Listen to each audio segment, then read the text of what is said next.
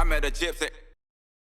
I want to talk about engineering stuff, but maybe after. We'll just go into the donut stuff. Like, how did you get into that YouTube world? Because I was thinking, when you were talking about bikes, and this whole time, I'm like, it's very similar to how I grew up. Just obsessed, reading all the magazines, loved it. Like, just, and then I gravitated towards content. Yeah. Because I think, at least for me, like, the more I think about it, I'm like, I think content back then was like my only link to the life I wanted to live. Sure. Which is kind of strange to say, but we lived in a tiny town, in a tiny suburb with nothing. Yeah. Like, there was just nothing around.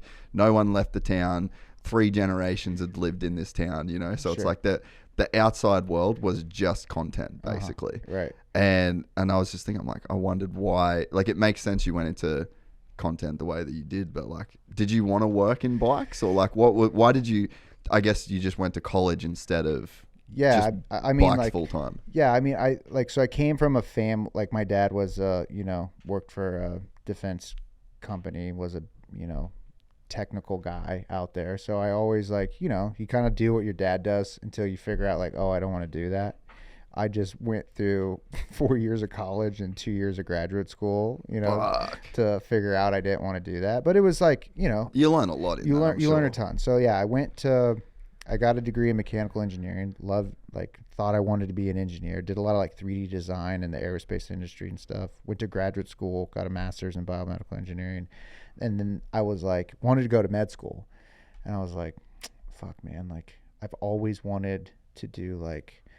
To do like acting and comedy. Like, I've been like class clown, goofy guy, would shoot like Jackass style skits and like bits with my buddies, and like, just handy cam, like worst videos ever, but that's what I like grew up doing, like, to kill time, and like, just loved entertaining family and friends, right? And so I'd always thought, like, I wonder if I could make a living doing that. And I was like, the fear of regret really motivated me to get the fuck out of my town, because I was like, I can't stay here and like be that guy who stayed in his hometown. Not that there's anything bad with it, but for me, I was just like, I got to go figure out me. I got to go make sure like I could go be independent, you know, because I'm like real tight with my family, mama's boy, got to make sure I can like leave the nest and go be my own man. Right. So I was like, well, when you have this degree, you got to go work. Why don't you go to a place where you can like pursue this other passion of yours, which is like making people laugh, right? So I found a job in LA, flew out here, started taking like comedy classes, acting classes, stuff like that. Did that pretty much for like, so I was full-time associate director of research at this stem cell engineering company, like building up this huge program that ran clinical trials. Doing that from 9 to 5, 9 to 6. And then every night I was doing some form of comedy or some sort of class or whatever. And I did that for like 3 years straight, like nonstop. Like, wasn't interested in girls, wasn't interested in partying, wasn't interested in drugs, none of that. I was just like, yo, you're getting a late start. I was 25. And in my mind, I was like, yo, you're behind, dog. Like, you got to get going if you want to like do something in this field. So full time was doing that. And like during that process, I was also like, I learned luckily early on, like, you got to make your own content. You have to. Like, no one in LA is going to give a nobody a job and put their like reputation on the line because you want it. So you got to go make your own stuff. Right. So I learned how to film. Like, I learned like I bought a camera and learned like photography, learned lighting, learned composition, learned editing, color correcting, all that stuff, like self-taught to then once I got the like photography side of things down, then just like videos, just moving pictures, right? So now got to learn how to edit, got to learn how to do all this other things that I can like put out there in the world that show like, hey, I know what I'm kind of doing. And so like eventually I was doing so much of that. Like, it came to the point when Donut was looking for new content creators. It was like, yo, I'm a perfect fit. Like, because I have like mechanical knowledge, right? Because I like bikes, like cars, know how to work on them. But I know like an engineer. So I know like the technical side of things. So I can speak to that. I also know how to be on camera and not be weird. I know how to write. I know how to write scripts. I know how to be funny. Yeah. Like all of this kind of like things that didn't make any sense on like why I would be doing them somehow like all came together into this like perfect world of like, oh, this would be a great fit for me. So like, and I directed a bunch of stuff for other companies and shot commercials and, you know, been in commercials. And so I had a lot of like, I guess, entertainment experience. Yeah. Specific knowledge, right? Yeah. That is fairly useless unless somehow you combine them in this like weird niche where. But that's where like the greatest shit happens. Yeah. You know, like it's very hard to be like, just if this is the thing that, even if you're like, if you just have one thing, you have to be basically the best of the world at it. Right. And if you aren't going to be that, like normally the best in the world at that thing is like pretty fucking locked up, you know, like it's very hard to get into it. Right. So to do that, you need, if you have another thing that you're like really good at, and then this thing that you're really good at, but never going to be the best at, like that's when you can kind of. Yeah. The Venn diagram of like, hey, I'm pretty good at all this stuff makes you the best out of this whole big pie. Right. And I think like, I wouldn't consider me the best at what I'm doing, but you don't have to be. But I don't have to be, right? I know like, hey, I'm a pretty good engineer. And if I'm the best thing about going to like college for me was like, especially engineering school, was learned how to learn in a way. Learn how to learn and you learn how to solve problems. Yeah. That's it. That's all. I tell people that all the time. They always ask me like, hey, how do I get into YouTube? How do I do what you do? It's and I was just so true. I was just like, I just know how to fix things. Like, that's it. Like I get weird problems that are not like math based or engineering based. They're just like, hey, we have this car. We got to get this car to this shoot at this time while we're filming this other thing. Like, is there a way we can like coordinate with some guy to get the car? Like shit like that, you know, where it's like, it doesn't seem like it's all that difficult, but it's just another problem to get a video made, you know? And that's like, it's just a constant, like thing that I kind of enjoy, you know. I enjoy like the process of producing videos, you know, and I enjoy like, there's also like the creative problems, right? Like, so we come up with an idea, we'll usually like dynoing a horse, right? Like that was just like an idea that I came up with. I was like, I wonder how much horsepower a horse makes. You're like, all right, like blue sky, right? Like, okay, how do we make this happen? Like, what's the process to go and make this happen? It's like, okay, well, first we got to go find a horse. All right. So it's like, what type of horse do we want? It's fucking 400 types of horses. Like, you know, like where the fuck do we get a horse? Like, who's going to let us strap a horse to a dyno? Right. So that's like a set of problems. Do they make horse dynos? Right. Do they make horse dynos? No. Okay. How do I make a horse dyno? Right. It's like, okay. So you go like meet with other people who are really good engineers, right? Because I'm not a great engineer. I can talk. But at least you can talk to the really good engineers. And that's the thing. If I can do anything, I bridge the gap between technical and non-technical. Yeah. Like there's technical guys, and I know. And the good thing about it is I got a fucking great bullshit meter. And technical guys will sometimes like to blow smoke up your ass, and I can sniff it from a mile away. And I can do that both on the creative side too. So it's being able to link those two guys together. It's like, okay, go to the technical guys, let them do the stuff that's the engineering that's hard. I'll go figure out the creative, we'll combine it.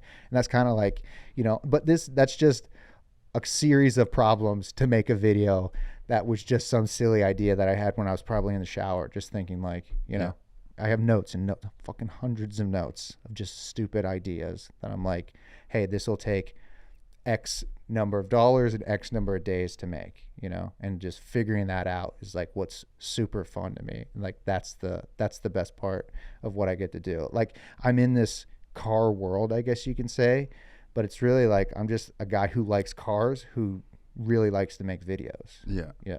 Dude, it's cool. It's cool the way that you describe it too. Like I share the same kind of feeling on it. Like I describe it as almost like it's just a project. Yeah. Like every day you're just working on this giant project. And the end result is, for my case, it's just like these podcasts that go on YouTube and then they go on other like, you know, like social media platforms, and then there's sponsors, and then there's, you know, like there's just all of these moving parts, and it's just like this one big rolling, evolving thing. And it's almost like, You know when you get like two sticks and you kind of like just, or like the tire is like rolling, and you just like kind of like steer. It's just all this thing. It's like gathering all this like random shit. And you're doing it pretty much by yourself, right? I mean, you have a small team. Really small. Yeah. So like Donut's a big. How many people are at Donut roughly? So Donut recently got, I would say recently, within the last couple of years, got bought out by a venture capitalist, right? So that's insane. Yeah.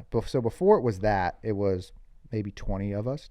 Fuck, I could not imagine this with 20 people. Yeah, it's nuts. That would be hard for me. Now it's probably 40 people plus however many on the side of the venture capitalists, because they own a bunch of different, properties or whatever the fuck they want to call it, in business guy world, verticals. We have our automotive verticals, we have our lifestyle verticals, in suit talk that I have no idea, but they have all their verticals, right? Like, and so whatever, the chief legal guy and the CTO and the CFO and the CEO and all those that oversee that, I don't know how many people that is, but it's a lot. It's hundreds, but the weird thing about Donut is we try to be in our own island. Own little worlds. Yeah. Try to. It's tough because, those guys really want, they want you to make that money, dog. So they want you to spend not as much. They want to spend as least as much possible to make as much as they possibly can. Yeah. Which is, like being bought out has had its positives and its negatives. I think. So how long have you been there? I've been at Donut, coming on up 5 years now. Okay, so you saw it for a good few years before, and then a couple years after. Yeah, we had just hit 1 million subs when I started Donut, and now we're I think almost 9. No, wait, but they hit 1 million subs because you're a Donut. Well, I don't know about that. I was, it was weird. I joined before people even knew me as like one of the like boys on the channel. I wrote for another one of the guys, so I was a writer for about a year. They hired me as a like a host, but whatever the show that they had in mind didn't like go through, and they were like, well, we have this guy, he knows how to do a lot of things so let's just use him, and so I was off camera for about a year, and then so I think it's coming up on 5 years.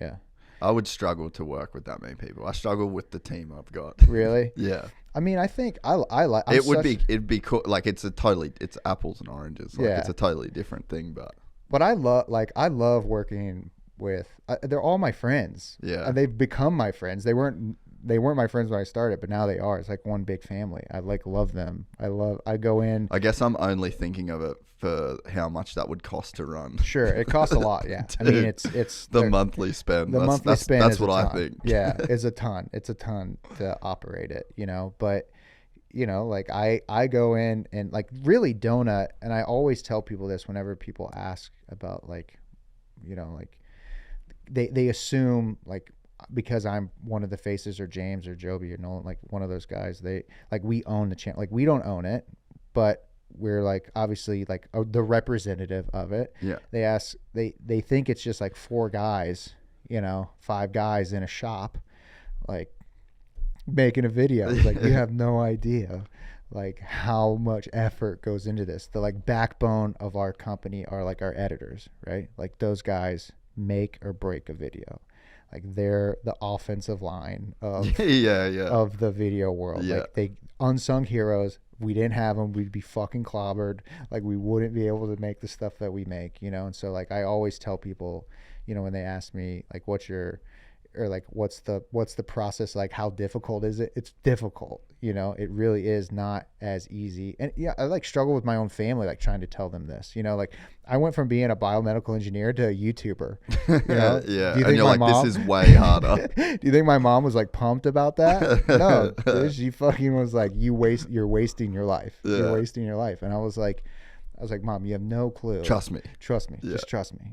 Please trust me. I promise you it's going to be good. And now like people will come up to me, little kids and shit, and they'll be all like, I love you. You're my favorite. Like, which is very kind. They don't have to lie to me like that, but it's very kind. And like, like I'm somehow worked my way into this like a position of being able to influence people to want to go get into like the auto world or whatever, which is like a great feeling. Yeah. But my mom didn't understand that. She doesn't understand, like she didn't at first, like the complexities of a media company and making content. Yeah. And it's like, I was thinking about this on the way over here, like Trans World, they used to do this like tech tips thing in the magazine. Yeah. Like that is what Donut does, but on a huge scale. Right. Yeah. I mean but that was my I guess inspiration for learning how to like work on bikes and be a better mechanic. Dude, 100%. And I still have them to this day. I would rip out every edition. They'd have a tech tip. I rip it out.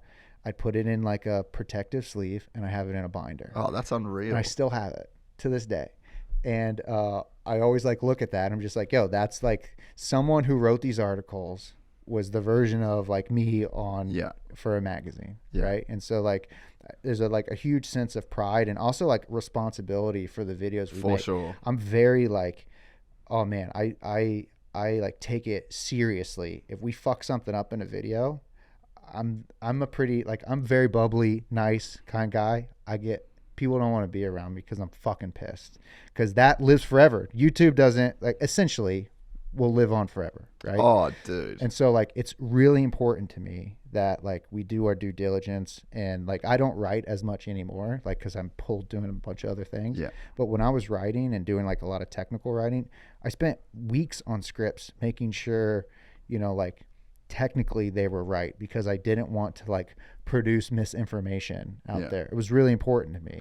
Same thing as like those editors in chief of Transworld. They made sure like shit was accurate. Like there's some integrity you have to have. There's discipline involved with it. And so I try to carry that over in YouTube as well. And I don't think people understand that, because it's so like, we live on such like a short fuse. It's so deep in it's so meta. Like that's such a meta level of like what a person would see. Right. Yeah. It's not surface. Right. Yeah. We're excited to announce the launch of our new membership site, gypsytales.com, packed with exclusive content and perks that you won't find anywhere else. This is your chance to become a part of the Gypsy Gang. And as a special bonus, if you sign up to an annual membership, you'll be entered into the draw to win our custom-built TC125. Gypsy Gang.